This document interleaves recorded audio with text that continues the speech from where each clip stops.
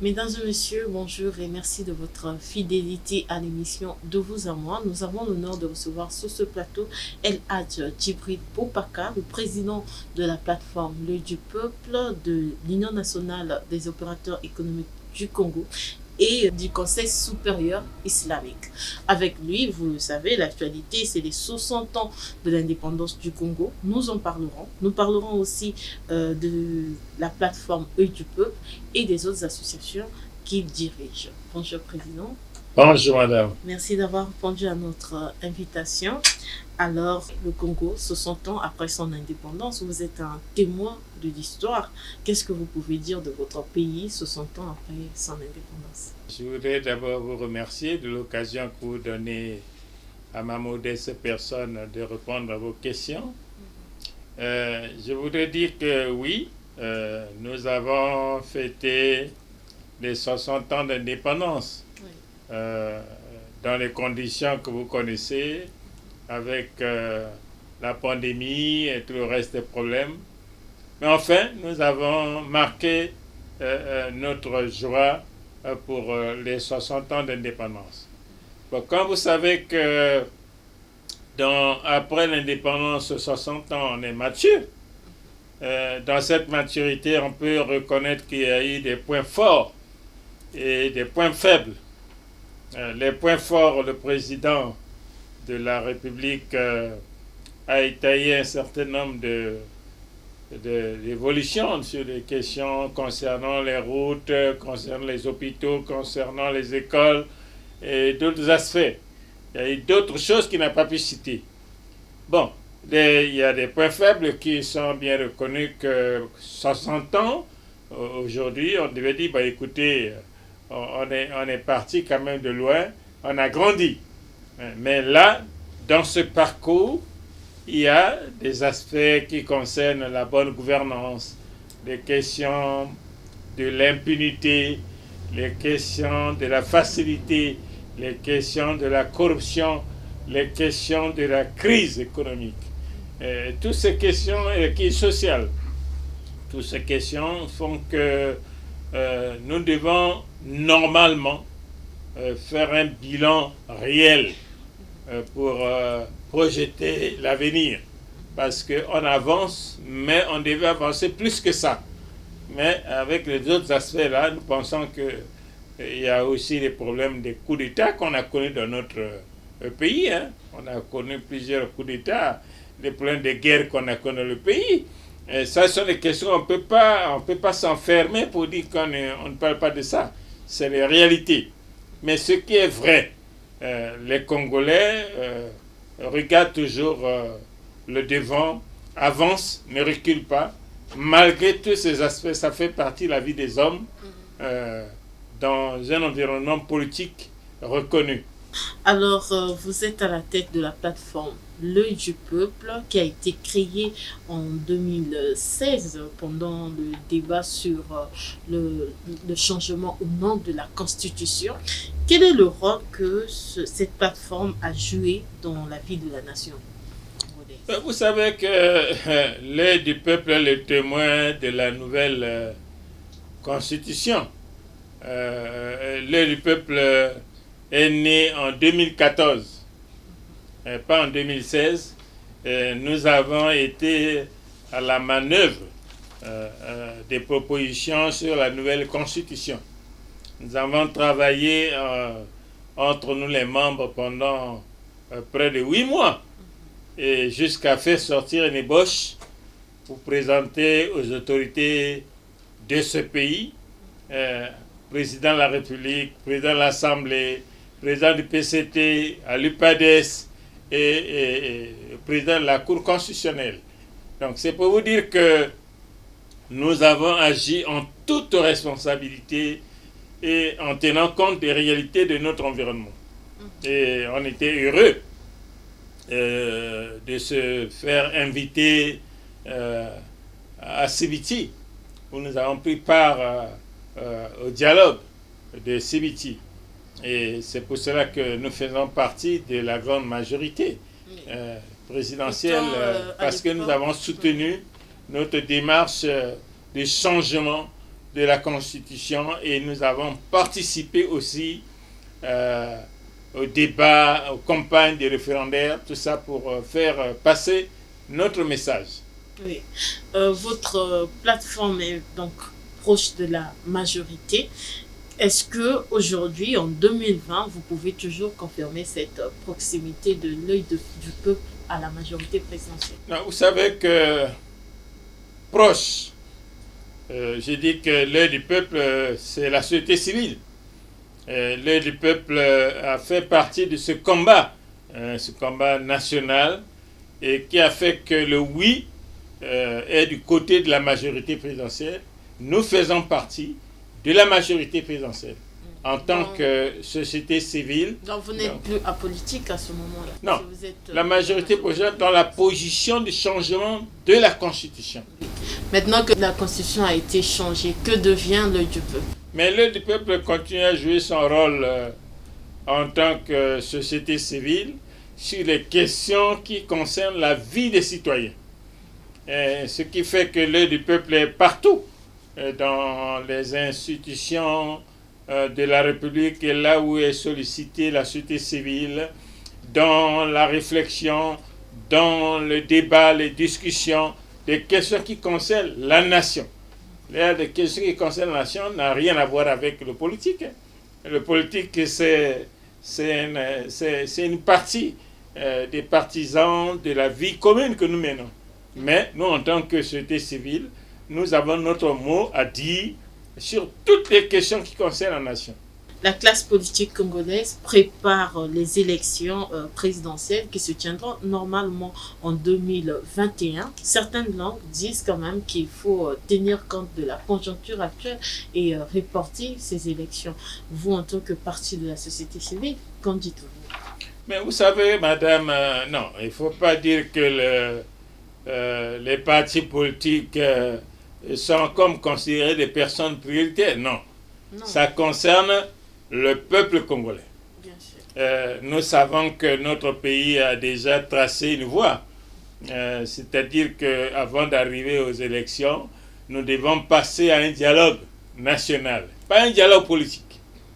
Un dialogue national qui doit regrouper les partis politiques de la majorité, du centre, de l'opposition, la société civile, les confessions religieuses et les intellectuels. Parce que ce dialogue que nous avons soutenu est très différent des dialogues que nous avons connus, que ce soit à Ouesso, à Evo, à Dolisie ou à Sibiti. Mais ici, nous avons des questions de gouvernance politique, des questions de gouvernance économique, des questions de gouvernance sociale, des questions de gouvernance culturelle et environnementale. Nous allons y revenir, mais est-ce que ces dialogues ne fragilisent pas la démocratie? Parce que la démocratie, c'est une bataille d'idées, alors que lorsqu'il y a dialogue, il y a consensus. Est-ce que les dialogues que nous organisons, aussi nobles que ces dialogues sont, ne fragilisent pas le processus démocratique? Je pense que c'est le contraire, madame. Vous savez que le dialogue, c'est ça qui trace la voie dans la vie démocratique. La vie démocratique nécessite la contribution de toutes les couches qui regardent la vie de notre nation. Et à ce niveau-là, il faut passer par le dialogue. Vous savez, dans le dialogue, il y a des questions du corps électoral, il y a des questions qui concernent la vie économique du pays, il y a les questions de la malgouvernance ou la bonne gouvernance, il y a les questions sociales, il y a les questions culturelles et environnementales. Et à ce niveau-là, lorsque notre essence est pour dire, voilà ce que le peuple attend, ceux qui m'ont gagné, voilà le schéma que vous devez suivre pour la bonne gouvernance de notre pays. C'est pour cela que nous sommes pour ce dialogue. Le dialogue est important dans notre pays. Sans le dialogue, chacun va décider selon sa force, sa façon d'agir. Comme vous avez dit, le problème de Covid-19 que nous sommes en train de traverser, oui, toutes les structures sont dans l'ordre donné par le gouvernement. Vous savez qu'il y a les nombres limités. La seule interrogation que je peux me poser, c'est de dire, mais comment les gens vont battre campagne? Est-ce qu'il n'y a pas une autre voie pour trouver la solution pour les élections qui s'approchent? C'est dans 7 mois, dans 7 mois, 6 mois. Bon, à ce niveau-là, je pense que ce qui est important, c'est dans le dialogue que nous allons savoir qu'est-ce que nous devons faire. Est-ce qu'il faut tracer un programme de transition pour faire en quelque sorte que nous arrivons à une période où tout le monde pourrait être prêt à battre campagne, ou bien nous devons respecter strictement ces règles barrières qui sont présentées par le gouvernement pour que la constitution de la République soit respectée telle que nous avons toujours vécu pendant des décennies. Vous êtes également le président de l'Union nationale des opérateurs économiques du Congo. Nous traversons une crise sanitaire provoquée par le coronavirus. On voit qu'au Nigeria et dans certains pays africains, les opérateurs économiques ont pris les choses à bras le corps pour proposer de l'aide à l'État. Ils ont même refusé, un pays comme le Nigeria, on a refusé l'aide internationale. Ce sont les opérateurs économiques qui ont dit à l'État, non, nous allons payer, n'accepter aucune aide venant de l'étranger. Est-ce que ici chez nous, au Congo, c'est possible? Bon, mais je pense qu'il faut comparer ce qui est comparable. Le Congo a ses réalités. N'oubliez pas que avant 2020, nous avons déjà entamé la crise économique dans notre pays depuis 2014. Et malheureusement pour notre pays, nous sommes venus tomber encore dans cette pandémie et qui nous a encore renforcés dans la crise. Fermeture des entreprises, renvoi des travailleurs, refus, bien impossibilité de payer les impôts. Alors, ce qui a montré même que le gouvernement de la République était obligé de réajuster son budget à 50%. Et nous pensons que même les questions qui concernent la pandémie, bon, la crise s'est enfoncée. Faut pas se tromper de chemin. Nous avons perdu les emplois de nos travailleurs, nous avons perdu les entreprises, nous avons perdu la confiance avec nos partenaires. Déjà, rien que le refus, la fermeture de ne pas voyager, c'est déjà un blocus important pour nous. Rien que le manque de circulation des moyens financiers au niveau des banques, tout le reste, c'est déjà un blocus pour nous. Donc nous pensons que ce que le Nigeria a fait, bon, je pense qu'ils ont leur politique interne, mais je vous ai signalé que notre pays a déjà connu la crise bien avant ça. Mais aujourd'hui, nous sommes en négociation avec le gouvernement. Nous avons présenté les difficultés que les entreprises ont connues, que le secteur informel a connu, et que le transport, tout le reste ont connu. Bon, le gouvernement a fait ce qu'il pouvait faire dans les mesures de relance économique, mais malheureusement, la relance économique égale l'argent. Et si tu n'as pas l'argent, tu peux beau faire des plans, mais ça ne passera pas. Ce qui fait que, pour le moment, nous pensons que le gouvernement et nous, les opérateurs économiques, nous sommes en train d'échanger avec le ministre d'État Ondongo. Quand on parle maintenant, il y a eu un plan d'abord de stabilisation, et puis il faut un plan de relance économique de notre pays. Et à ce niveau, il faut tenir compte des opérateurs économiques qui ont passé tout leur temps à supporter aussi des charges au niveau de l'État. N'oubliez pas que nous avons perdu un grand nombre d'opérateurs économiques expatriés qui étaient venus. Mais dès qu'il y a eu la crise, les gens ont fermé leurs bagages, sont partis. Ils nous ont laissés avec les carcasses des hangars, avec les travailleurs en chômage, avec les dettes au niveau de la CNCS, et tout ça là. Bon, on doit tirer des leçons en tant qu'État pour avoir une responsabilité, un regard général sur la vie économique de notre pays. Président, depuis des années, le gouvernement congolais parle du partenariat public-privé. Est-ce que vous, les opérateurs économiques, vous ne profitez pas de ce partenariat? Bon, vous savez que au premier abord, le président de la République avait trouvé une bonne idée de prendre un décret présidentiel pour mettre en place le partenariat public et privé. Et malheureusement, dans son parcours, on a connu beaucoup de difficultés. Parce qu'il s'agissait pour nous d'associer les acteurs économiques aux décisions, aux lois, aux décrets, aux arrêtés économiques que le gouvernement devait prendre. Pour éviter que le gouvernement décide à l'absence des acteurs et à l'application, ils ont des difficultés pour faire appliquer. Donc aujourd'hui, nous pensons que c'est une idée qui est en train d'avancer, même avec le PND, nous avons repris cette idée pour dire qu'il faut un partenariat public et privé clair, légal, qui doit permettre au secteur privé et à l'État de regarder les choses. L'État est notre partenaire obligatoire et le privé aussi est le partenaire de l'État. Donc à ce niveau-là, nous n'avons pas de concurrence entre nous.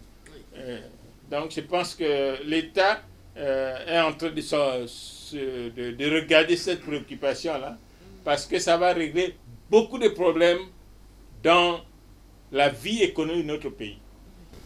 Pour lutter contre le Covid-19, les mosquées ont été fermées sur l'étendue du territoire national. Vous êtes le président du Conseil supérieur islamique. Quel message pouvez-vous adresser aux musulmans qui vous suivent aujourd'hui sur la chaîne nationale congolaise? Merci beaucoup, madame. Vous savez qu'avant de rentrer sur cette question, nous avons un grand problème aussi concernant le sinistre. Le sinistre des opérateurs économiques, la guerre de 97, a connu une grande perte de l'outil du travail. Et en revenant sur votre question, madame, vous savez que le Covid-19, c'est une maladie, un virus qui est venu comme ça dans notre pays, dans le monde entier, inattendu et invisible aussi. Nous remercions le président de la République avec son gouvernement qui a pris vite les mesures pour arrêter net. Depuis, je vous dis, madame, nous étions les premiers en tant que confession religieuse été reçus par le Premier ministre chef du gouvernement. Depuis le 16 mars, à ce niveau-là, c'était pour qu'on s'accorde, parce que c'est la première fois dans notre pays, est-ce que les confessions religieuses étaient prêtes à répondre aux mesures barrières du gouvernement. Nous avons donné notre accord, et malheureusement, après, nous ne sommes plus suivis. Nous avons organisé même notre culte au niveau national avec tous les autres frères et sœurs des confessions religieuses. Mais pour nous, c'est un choc. Pourquoi j'ai donné l'ordre de fermer les mosquées? Le gouvernement a donné l'ordre d'ouvrir les mosquées, mais sans tenir compte de nombre. Après, nous avons ouvert, vous avez suivi. Mais après, le gouvernement dit non, il faut que vous reveniez au nombre de 50 par mosquée. Nous avons évité des problèmes avec le gouvernement. Vous imaginez, madame, les musulmans dans une mosquée sont au moins près de 2000, 3000. Comment vous allez faire pour faire que sur le nombre de les 3000, vous allez limiter 50 seulement musulmans et les autres vous disent non, vous ne rentrez pas à la mosquée. Or que nous, en tant que Conseil supérieur islamique du Congo, nous avons accepté les règles barrières. Et nous, les musulmans, nous prions toujours collés pour ne pas laisser passer le Satan. Ça, c'est notre tradition directe. Maintenant, on nous a demandé de s'écarter. Nous, on s'écarte. On laisse un passage et puis on fait nos prières, on est tranquille dans la mosquée. Mais limiter le nombre, c'est créer des problèmes. Limiter le nombre, c'est pour dire que si vous dépassez le nombre de 50, vous aurez l'amende. On va vous arrêter. Donc on va avoir des problèmes avec les policiers. On va avoir des problèmes avec les services de l'ordre. Alors, j'ai réfléchi pour protéger mes musulmans ensemble dans le pays. J'ai dit, dans ce cas, nous, on prie dans les maisons. Ce n'est pas la peine de faire le forcing. Je ne vais pas avoir des blessures. Je ne vais pas avoir des guerres à ce niveau-là. Prions dans nos maisons. Les mosquées, on attend jusqu'au moment où Dieu fera que cette maladie la passe et que le gouvernement nous comprenne. Alors, ce qui fait que jusqu'à aujourd'hui, les musulmans, nous avons passé notre carême à la maison. On a prié à la maison. Vous ne nous avez pas vus au stade de Saint-Denis là-bas. Nous avons fait notre tabaski à la maison, dans nos maisons. On n'a pas fait ça là-bas devant le stade Saint-Denis. Donc c'est pour dire que pour les musulmans, donnons tout à Dieu. Là, j'ai convoqué une réunion pour tous les imams de Brazzaville et qui sera relié avec les imams de l'intérieur d'ici jeudi pour examiner la question. Parce que lorsqu'on est croyant, il faut avoir la crainte de Dieu. Si on a une parole, on a une parole d'honneur, quel que soit le choc. Mais nous sommes obligés d'échanger avec nos imams, avec nos sachants, voir comment faire pour que les musulmans puissent répondre à leurs préoccupations. Président, juste une question de culture générale. Lorsque le coronavirus est arrivé, on a suivi certains historiens et certains spiritualistes dire que le coronavirus, c'était spirituel et tout. Après les années 20, on connaît des épidémies, des pandémies de ce genre qui tuent beaucoup de gens.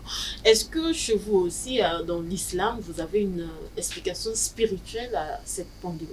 Non, l'explication spirituelle de cette pandémie, nous disons que tout ce que Dieu fait est bon. Que ça blesse ou pas, tout ce que Dieu fait est bon.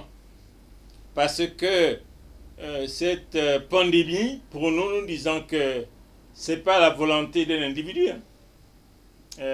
C'est aussi la main de Dieu. Et la main de Dieu, où il y a changement qu'il veut, où il y a sanction, où il y a une punition qu'il donne à son peuple. Mais ce qui est vrai, il faut se remettre sur le chemin de Dieu. Il ne faut pas mélanger Dieu, si vous voulez, madame. Mettez-vous sur le chemin de Dieu et Dieu fera. C'est pourquoi j'ai dit que tout ce que Dieu fait est bon. Aujourd'hui, lorsqu'il y a un mort, on pleure. On a des douleurs. Mais quelque part, peut-être ce mort-là, il est libéré. On ne sait pas. Mais tout ça, c'est Dieu qui connaît. Donc je pense que chez nous, les musulmans, nous ne pouvons pas être surpris parce que depuis nos prophètes, ce genre de pandémie existait. Ils avaient pris des mesures pour dire, lorsqu'il y a une pandémie comme ça, évitez d'ouvrir vos portes d'entrée de votre village à des corps étrangers. Et évitez aussi que vous sortez pour aller dehors, pour éviter de contaminer les autres dans l'ensemble. Donc, chacun doit rester dans son coin. Donc, nous respectons les règles barrières que le gouvernement est en train de présenter, malgré l'absence de vaccin aujourd'hui encore. Mais nous sommes là pour faire en quelque sorte que nous prions Dieu, que notre pays, vraiment, que le monde entier, que cette maladie disparaisse pour que le peuple reprenne ses activités normalement. Parce que c'est un grand choc pour nos populations. Nous sommes à la fin de cette émission. Est-ce que vous avez un sujet que vous aimeriez, que vous avez voulu aborder, mais que vous n'avez pas eu l'occasion d'aborder?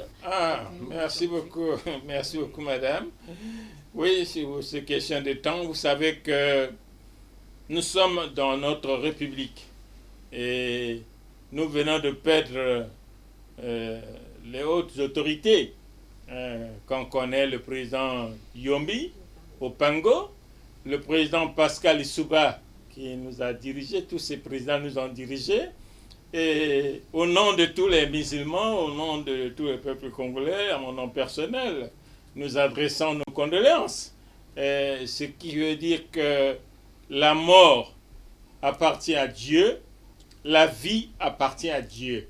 Donc nous, ce que nous souhaitons tout simplement, que nous puissions regarder les choses dans le cadre de l'harmonie, la paix, pour permettre à nos populations, chacun ou dans son côté, de vaquer à ses occupations. C'est très très important parce que le peuple a besoin de la paix. Le peuple a besoin de la paix. Là, nous approchons maintenant au problème des élections. Il ne faut pas que les élections soient comme un élément qui doit faire peur à la population. Non, l'élection doit être au contraire quelque chose qui doit permettre à la population de s'exprimer pour mettre en place ces dirigeants qui pourront lui apporter peut-être le bonheur demain. Donc mon mot c'est ça, c'est pour dire que la jeunesse, les croyants, tout le monde, nous devons être dans la prière pour notre pays, pour que la paix continue à régner. Merci. El Hadj Djibril Boubacar, président de la plateforme Œil du Peuple, du Conseil supérieur islamique et d'autres organisations de la société civile, merci d'avoir répondu à notre invitation. Mesdames, Messieurs, c'est la fin de cette émission. Merci de votre aimable attention. Vous le savez, vous pouvez retrouver toutes nos émissions sur YouTube et sur les réseaux sociaux avec le mot-clé émission de vous à moi. Merci, au revoir.